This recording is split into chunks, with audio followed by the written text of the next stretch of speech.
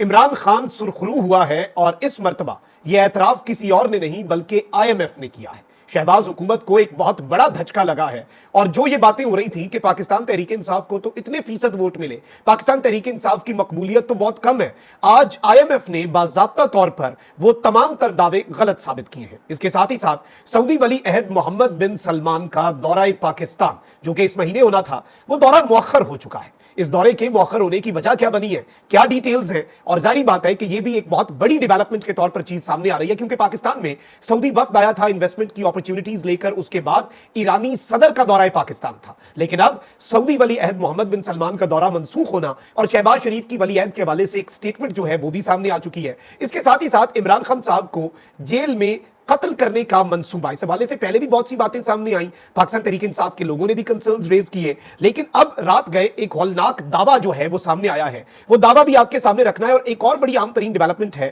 وہ ڈیولپمنٹ ہے DG ISPR جو ہے ان کی طرف سے، اور DG ISPR major general Ahmed Sharif کو لیفٹیننٹ جنرل بنا دیا گیا، اور یہ انپریسیڈنٹڈ ہے۔ اس حوالے سے میرے پاس کچھ ایکسکلوزیو ڈیٹیلز بھی ہیں، اور جنرل احمد شریف کے حوالے سے بھی اور ان کے بیک گراؤنڈ کے حوالے سے جو میں آپ کے سامنے رکھوں گا۔ اگر ابھی تک آپ نے اس ویڈیو کو لائک نہیں کیا، لائک ضرور کر لیں، آپ کے لائکس اور کامنٹس ہمارے لیے بہت زیادہ اہمیت کے حامل ہیں۔ ایک طرف تو خیبر پختونخوا میں اس وقت جو آپ کہہ سکتے ہیں کہ مکمل طور پہ جو کشیدگی ہے گورنر اور وزیر اعلیٰ کے درمیان وہ بڑھ چکی ہے، اور اب فیصل کریم کنڈی جو ہیں انہوں نے بھی سخت سٹیٹمنٹس دینی شروع کر دی ہیں، اور انہوں نے وزیر اعلیٰ علی بن گنڈاپور کے گورنر راج لگانے سے متعلق بیان پر اپنے رد عمل کا اظہار کیا، اور اپنے آبائی گاؤں میں تقریب سے خطاب کرتے ہوئے انہوں نے کہا کہ میں کبھی بھی گورنر ہاؤس کو سیاست کا گڑھ نہیں بناؤں گا، انہیں خوف ہے کہ شاید میں گورنر راج لگا دوں گا لیکن میں ایسا نہیں کروں گا۔ علی بن گنڈاپور کو مخاطب کرتے ہوئے کہا کہ آپ وزیر اعلیٰ بنے ہیں، عوام کی خدمت کریں، عوام کی فلاح و بہبود کے لیے اقدامات کریں، لیکن اس کے ساتھ انہوں نے ایک اور بات کہہ دی علی امین گنڈاپور کو کہ اگر آپ نے گورنر ہاؤس کی طرف دیکھا تو میں آپ کو سڑکوں پر گھسیٹوں گا۔ سڑکوں پر تو خیر انہوں نے ایک دوسرے کو بھی گھسیٹنا تھا، اور ان لوگوں نے بھی ان کی پارٹی کے جو زرداری صاحب ہیں انہیں گھسیٹنا تھا جنہوں نے انہیں گورنر لگایا ہے۔ لیکن چلے اس وقت ایک چیز بڑی واضح ہے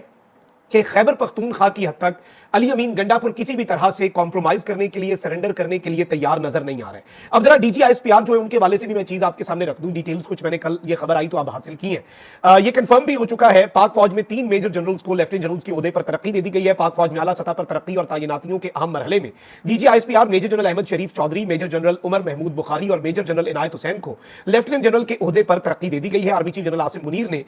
تینوں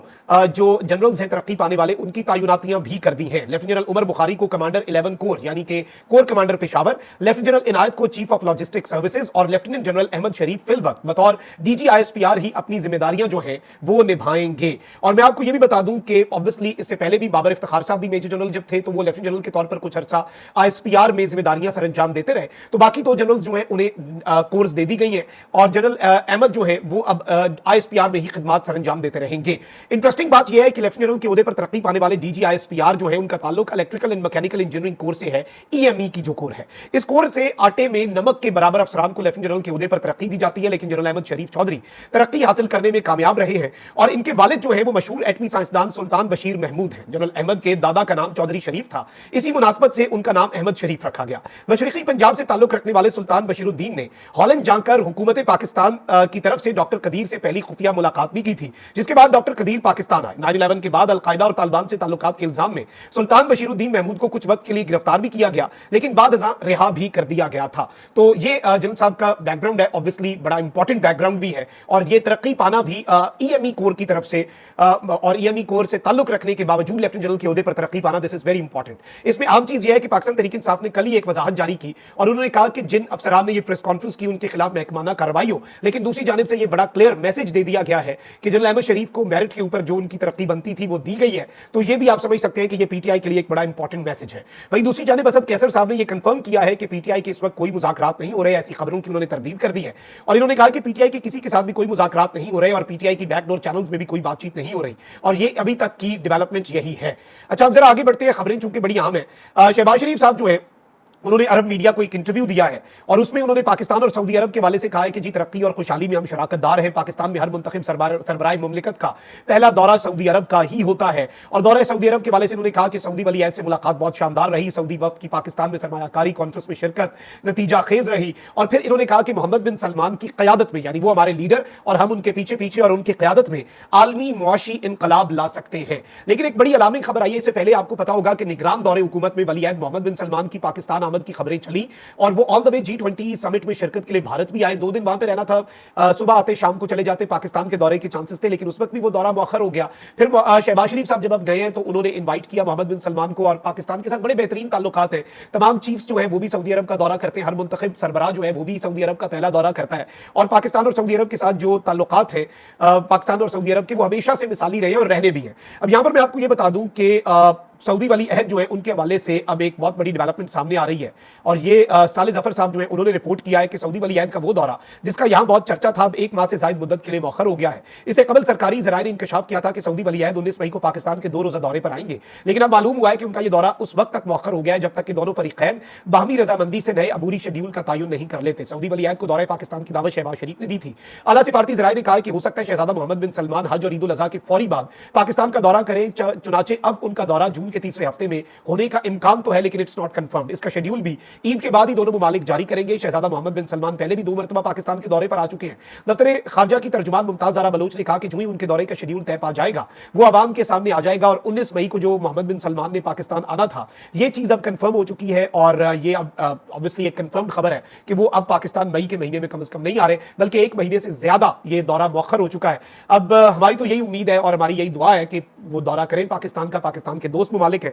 और आपको ये भी पता होना चाहिए कि इमरान खान साहब ने भी, आप देख लें कि सऊदीया के हवाले से स्टेटमेंट दी शेर अफजल मरवत ने, लेकिन शेर अफजल मरवत को वो स्टेटमेंट बहुत महंगी पड़ी, क्योंकि सऊदीया के साथ पाकिस्तान के ताल्लुकात बड़े सेंसिटिव नौयत के भी हैं, लेकिन बड़े अहमियत के हामिल भी हैं, और उन्हें वो एक रियलिटी है जिसे हम इग्नोर नहीं कर सकते। सऊदी अरब का पाकिस्तान के मामलात के अंदर असर रसूख भी, और पाकिस्तान की मुआशी तरक्की के अंदर सऊदी अरब का किरदार भी। और इमरान खान साहब ने भी इसीलिए ये बात बड़ी वाज़ेह अंदाज में कम्युनिकेट कर दी, और एक मैसेज चला गया है कि PAC की चेयरमैनशिप भी और पाकिस्तान तहरीक इंसाफ से भी, क्योंकि इमरान खान साहब के हवाले से ये बात सामने आई है कि शेर अफजल मरवत साहब ने पार्टी डिसिप्लिन के अलावा इमरान खान साहब की हिदायत की भी खिलाफ वर्जी की, और ये कल उमर अयूब ने कंफर्म किया। ऑब्वियसली खान साहब का मौकफ इससे कुछ मुख्तलिफ हुआ, वो सामने आ जाएगा। अच्छा, वहीं दूसरी जानिब IMF जो है वो अपनी रिपोर्ट्स जारी करता है, और IMF पर पाकिस्तान का इन्हिसार बहुत है। अब IMF ने भी तस्लीम कर लिया है कि 8 फरवरी के इलेक्शन के नतीजे में साबिक वजीर आजम इमरान खान के हिमायत याफ्ता उम्मीदवारों ने मौजूदा इत्तेहादी पीपल्स पार्टी और नून लीग हुकूमत से ज्यादा वोट लिए हैं। इमरान खान के हिमायत याफ्ता उम्मीदवारों ने किसी भी जमात में सबसे ज्यादा वोट्स जो है वो हासिल किए हैं, और ये अब IMF जो है उसने अपनी रिपोर्ट के अंदर जारी कर दिया है कि 2 जो लीडिंग पार्टीज हैं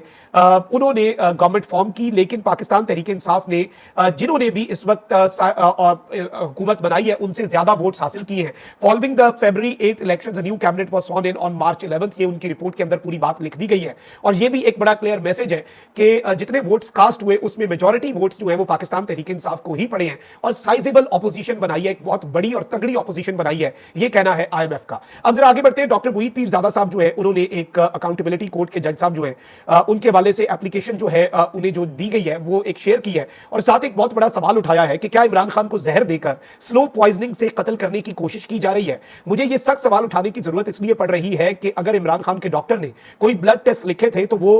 24 से 48 घंटे में हो जाने चाहिए थे। फिर क्या वजह है कि जेल सुपरिटेंडेंट जो है वो इस सब के अंदर रुकावट डाल रहा है। और ये बेसिकली ये एक दरखास्त दी गई है स्टेट वर्सेस इमरान खान का जो केस अकाउंटेबिलिटी कोर्ट में, और उसमें एप्लीकेशन दे दी गई है कि जी जो ऑर्डर आपने दिया था 19 अप्रैल को, तकरीबन 1 महीना पहले, और वो था कंप्लीशन ऑफ मेडिकल यानी blood test from Shaukat Khanam hospital. तो ये बेसिकली बताया है कि अर्जेंट अटेंशन जो कोर्ट है वो इस मामले के ऊपर दे कि डॉक्टर आसिम जो है वो शौकत खानम के जो है वो इमरान खान साहब का मेडिकल एग्जामिनेशन करें। और ये मेडिकल एग्जामिनेशन क्यों नहीं हुआ, इस पर बेसिकली सवाल उठाया है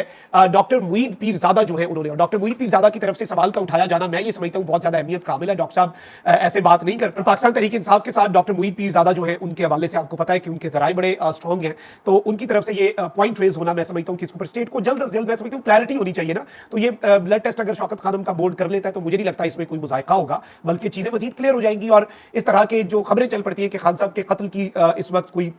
चल रही है, ये चीजें अगर नहीं है तो ये क्लैरिटी के साथ अवाम में आ जाए ताकि ये टॉपिक क्लोज हो जाए। मैं ये समझता हूं कि इसमें क्लैरिटी होनी चाहिए। अपना बहुत ख्याल रखें। पाकिस्तान जिंदाबाद।